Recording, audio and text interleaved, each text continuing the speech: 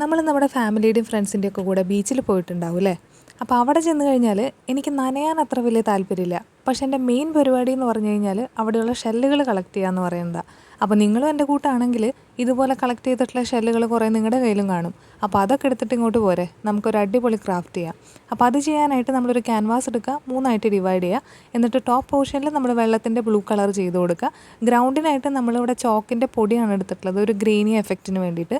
അതിലേക്ക് ഫെവിക്കോളും നമ്മുടെ ബ്രൗൺ കളറും മിക്സ് ചെയ്തിട്ട് ചെയ്ത് കൊടുക്കുക.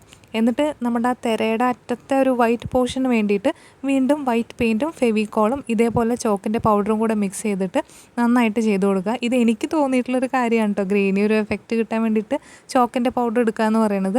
ഇതിന് വേറെ ഓൾട്ടർനേറ്റീവ് ഉണ്ടാവും, ഞാൻ ഏതായാലും ഇങ്ങനെയാണ് ചെയ്തത്. എന്നിട്ട് ഗ്രൗണ്ടിൻ്റെ കളർ എനിക്ക് കുറച്ചും കൂടെ ലൈറ്റ് ആക്കണം എന്ന് തോന്നിയുകൊണ്ടാണ് ഞാൻ അങ്ങനെ ചെയ്തത് കേട്ടോ. എന്നിട്ടൊന്നുമില്ല, നമ്മുടെ കളക്ട് ചെയ്ത ഷെല്ലിൽ നിന്ന് നമ്മുടെ ഫേവറേറ്റ് ഷെല്ലുകൾ സെലക്ട് ചെയ്യുക, ഒന്ന് ഒട്ടിച്ച് കൊടുക്കുക. അപ്പോൾ ഇത്രയേ ഉള്ളൂ ക്രാഫ്റ്റ്. ഇത് വെറും ക്രാഫ്റ്റ് അല്ലല്ലോ, നമ്മുടെ ഒരു മെമ്മറിയും കൂടെ കണക്റ്റഡ് അല്ലേ ഇതിനോട്. അപ്പോൾ നിങ്ങൾക്കിത് ഇഷ്ടപ്പെട്ടോ എന്നുള്ളത് കമൻറ്റിൽ പറയാം. വീഡിയോ ഇഷ്ടപ്പെട്ടെങ്കിൽ ലൈക്ക് ചെയ്യുക.